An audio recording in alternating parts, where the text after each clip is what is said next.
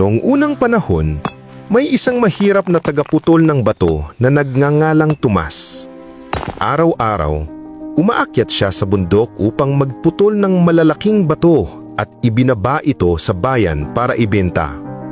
Mabigat ang trabaho at madalas ay kumikita lang siya ng sapat para mabuhay sa maghapon. Isang hapon, habang nagpapahinga sa lilim ng malaking bato, napadaan ng isang mayamang mangangalakal. Magarang-magara ito, suot ay ginto at may dala pang mga katulong na nagbubuhat ng kanyang mga kalakal. Habang tinitingnan ni Tomas ang lalaki, napabuntong hininga siya at nasabi, "Kung ako lang sana ay kasing yaman niya, siguradong magiging masaya ako." Biglang lumiwanag ang paligid at may marahang tinig na narinig si Tomas. "Ang iyong hiling ay natupad." Pagdilap niya, siya na mismo ang mangangalakal. May mga katulong siya, magarang kasuutan at mga sako ng ginto. Sa una, tuwang-tuwa siya. Lahat ay humahanga sa kanya.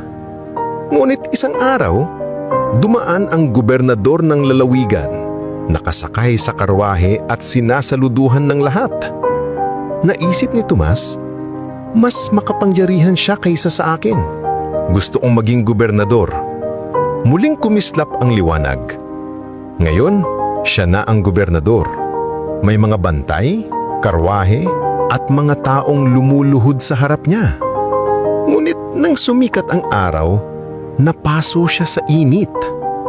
Naisip niya, ang araw ang tunay na makapangyarihan.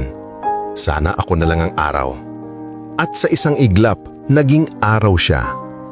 Nagliwanag siya sa buong mundo. Pinapainit niya ang mga bayan at kabundukan. Pero makalipas ang ilang sandali, may ulap na tumabon sa kanya. Hindi na siya makaliwanag. Nagalit siya at sumigaw. Kung gayon, mas makapangyarihan pala ang ulap. Sana ako na lang ang ulap. At siya'y naging ulap. Malambot, maputi, at laya sa kalangitan. Hanggang sa dumating ang malakas na hangin, tinaboy siya palayo. Hindi siya makalaban. Kaya humiling siyang maging hangin. At naging hangin nga siya. Malakas, laya, kayang itumba ang mga puno. Hanggang sa dumating siya sa isang bundok. Sinubukan niyang itulak ito, pero hindi gumalaw kahit kaunti. Mas makapangyarihan pala ang bundok. Sabi niya, sana ako na lang ang bundok.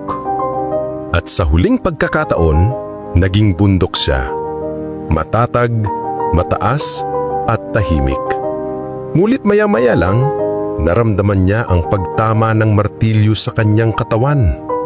Paglingon niya, nakita niya ang isang tagaputol ng bato katulad ng kanyang dating sarili.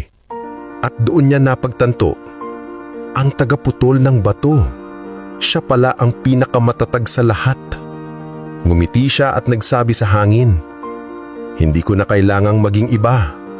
Masaya na ako sa kung sino ako.